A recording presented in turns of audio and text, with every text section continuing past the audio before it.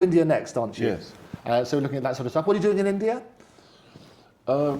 Events with several companies. Okay. Very good.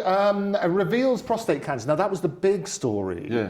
And how have people responded to that? Because that was the very first thing that we spoke about. Yes. And what really helps other people about prevention being better than cure. How have people responded to that story?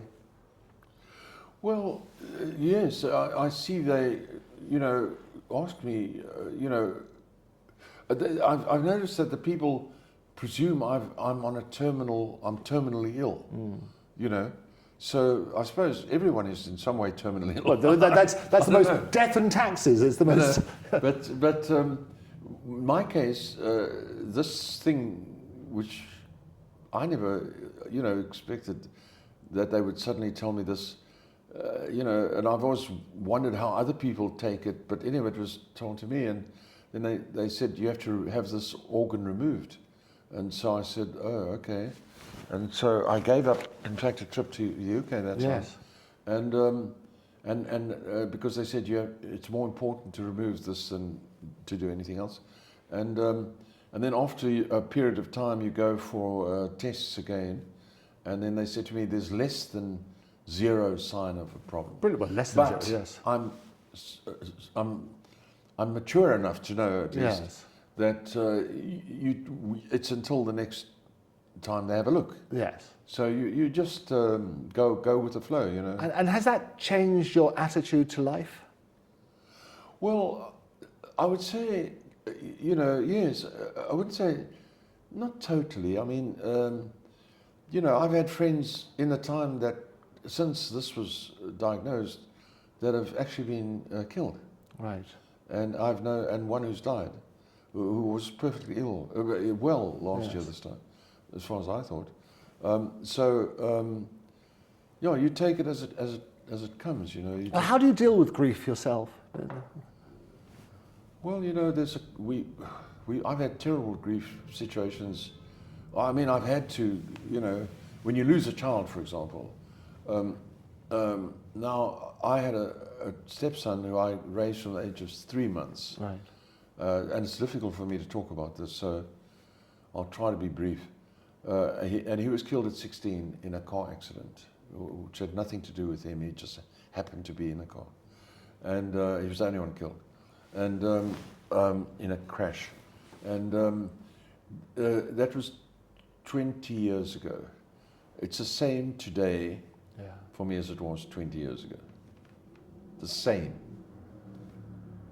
It doesn't change. You don't get better, if you know what I mean. And people often say you'll get over it. You never do. No. It's recognised. It's very hard for me to contain. No, to not have tears in my eyes now. Really. And because people don't really know what to say when people say somebody's passed or whatever. Is there any comfort? I mean, somebody once told me that you could say, look, I understand, because I've lost both my parents and we've lost people who are close. I think losing a child is probably far worse, isn't it? Oh, you don't want to talk about it. It's not something a person, it's something you learn to live with. The human the mind is capable of absorbing all sorts of things, but it doesn't mean that you wipe the slate clean or something. You just learn to live with it. It's like if you lose a limb or something, you get about. You learn to live without it, but you don't say, well, I'm the same as I was, you're not the same as you were. No. But there are certain things that are, unless you've actually experienced them, you can't give counseling to someone, You can't give counseling to someone who's been in a gunfight with, like I've been. Somebody who's not been in a gunfight can't give me counseling. Right. No, I absolutely. That's crazy. A crazy concept. Someone who has not. I don't want to use such words. Lost a child. I mean, I don't want to talk like that because it drives me to tears. You can't give counselling to someone if you haven't. You can't give counselling to somebody if you haven't experienced that, and many other things. I imagine. I mean, you take like my father was unhealable. after the war. Yes. No amount of counselling by others who'd never been in the war could help him. Say, oh, it's all right now, you know, or something like that. He was a wreck, you know.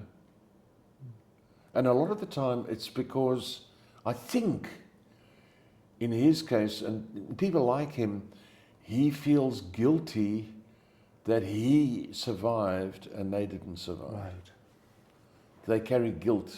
Yes. I don't know if you can understand that. Oh, no, I do. I mean, we've spoken at length about that. You're right. We've spoken at length about that, carrying the guilt that, as you say, that why am I the survivor when your colleagues are no longer here? Yes. So it is. Who were much better than me. And that's the thing, you have those sort of self-doubt. And you've been very good. The other thing we've spoken about is you've advised others who've been through grief situations, haven't you?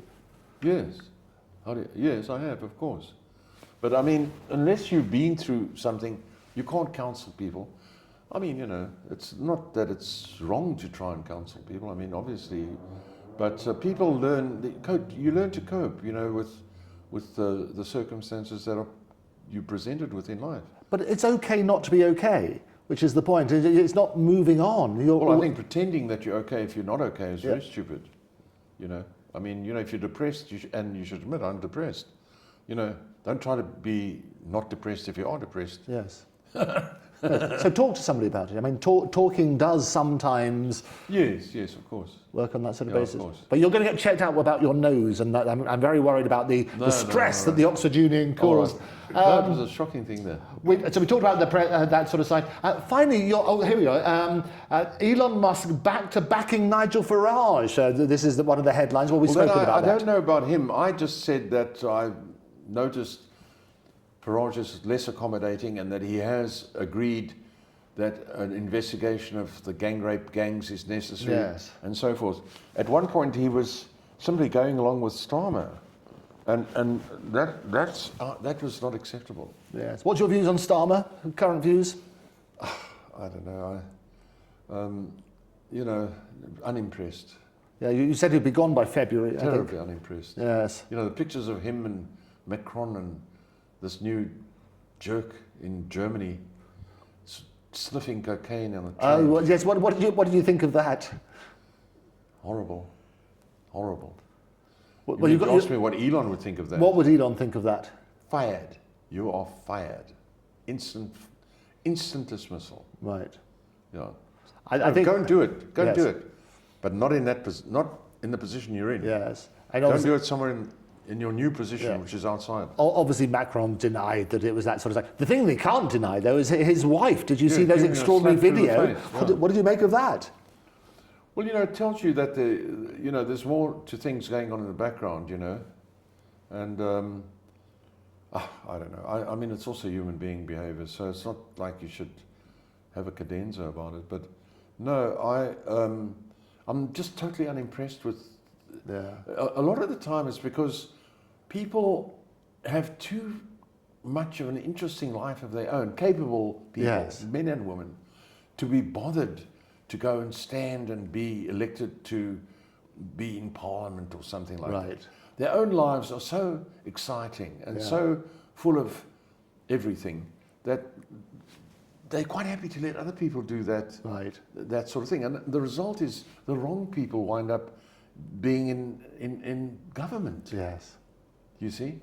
Because who wants to be in government when you can be involved in some of the most exciting things that are going on in the world around you in business and science and so forth, you know? Who the hell would want to just be a regulator? Yeah. Nobody. No, you're absolutely right. Keep looking for the purpose in life and doing something exciting. Finally, I mean, we talked about at the beginning, the reason that you were here is because of this debate. One of the things that you and I spoke about was how difficult it was to get here. And we were talk to me about that and the hurdles you had to jump over to sort that out. And because it might, by talking about how difficult, we might be able to get it addressed. Well, it's only the one hurdle. To get a visa to come to England, I'm entitled to a British passport. Yes. Because if your mother was British, you can be a British passport holder. My brother and I have never bothered to take that up. We are not particularly fond of, you know, being subjects to a monarchy and stuff like that. We're too Afrikaans for that. Right. So that's why we've never done it. But so for me to come to the UK, I have to apply for a visa. Now I've come to the UK maybe, I don't know, 20 to 30 times. Yes. But now all of a sudden I have to get a visa. So I applied for the visa a month early, a month before leaving, late April I applied, or the last week of April I put in my application. And it only received serious attention 2 weeks later, whereupon I was told that I'm so late in applying, which was already a month before Yes. that I applied, that I have to pay $1,000 to expedite the visa. So I did pay that. I didn't want to, but I paid it, and because I made this agreement to come, and then I had to, you know, count the hours down to actually getting the visa, because they said we don't guarantee you'll get it in time for your flight, and we don't guarantee you'll even get it. Right. And they made the application so complicated. It's like 14 pages. Yes, you sent it to me. 14 pages. Incredible. Hours full And of all this. sorts of data they wanted with Yes, bank how statements much and you income. earn, And how much you pay in tax, what you spend on groceries, how much have you got left after groceries, and so forth. And if you put down things that look too like you earn too much, it has to look like an ordinary person, I was Right. told. Then they won't, a very ordinary person. So you've got to put in, you earn £1,500 a month, and you pay tax, and you've got £1,200 a month, and then you pay your rent, and you've got, you know, £700 a month, and then you've got £500 left over. And then they say, right, here's the visa, it'll be £1,000. So the irony of it is, I've just told you I've only got £500 for fuel and everything, Yes. to live through the month, for food and everything, and you know you're handing me the visa and saying it's £1,000. How am I supposed to pay that? It's ironic. Yes. I mean, don't they get the irony? yeah. But if you tell them that you earn £20,000 a month, you become a subject of investigation. It's crazy, isn't it? We spoke about that publicly, and a lot of people said it'd be easier if you came over on a dinghy. Yes, easier if you came over on a rubber duck. Yes. Much easier, and you get 4-star accommodation and so on. But in fact, I got the visa 2 hours before closing time on the day before I left. Wow. 2 hours before closing time of the embassy, British consulate or embassy. Yes. 2 hours before closing, the day before I left for the UK. Yeah, we shared. I saw the roller coaster ride, whether you're coming, you're not coming, and everything. That's crazy. And then they've sent me an additional bill saying that I owe them $100 for having coffee in the premium lounge. What? Yes, I was taken to a lounge Yes. and told to wait there, and there was a coffee machine. Yeah, $100. Sorry? $100? 1,760 rands. Okay. Yeah, $100. Wow. Exactly $100 right now for using the premium lounge. No. Yes. That is absolutely That's scandalous. We need to look at that. And they sent me a reminder. Send you a reminder.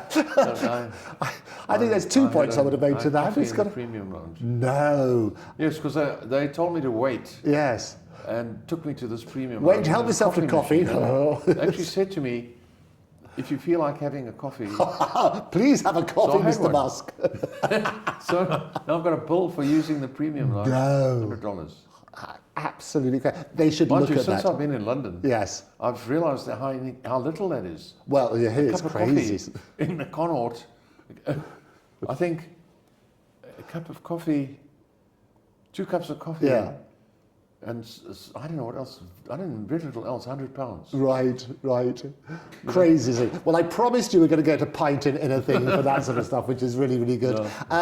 We'll look at all of that. Are you pleased you came? Yes, absolutely. It's been an Well, absolute London delight. is delightful. It's a Absolutely. best city in the world. Well, it's delightful. It's like somebody said to me, it's like a little village. Yeah. The whole place is like a giant little village. Yeah. You know. That's wonderful. Well, we're delighted you came to our giant little village. Errol, it's been a real joy. Thank you so much. Pleasure. Ooh, I'm Good timing. Well done, that man. Right, we're going to get a pint. You going to come for a pint? That was excellent. excellent. Oh,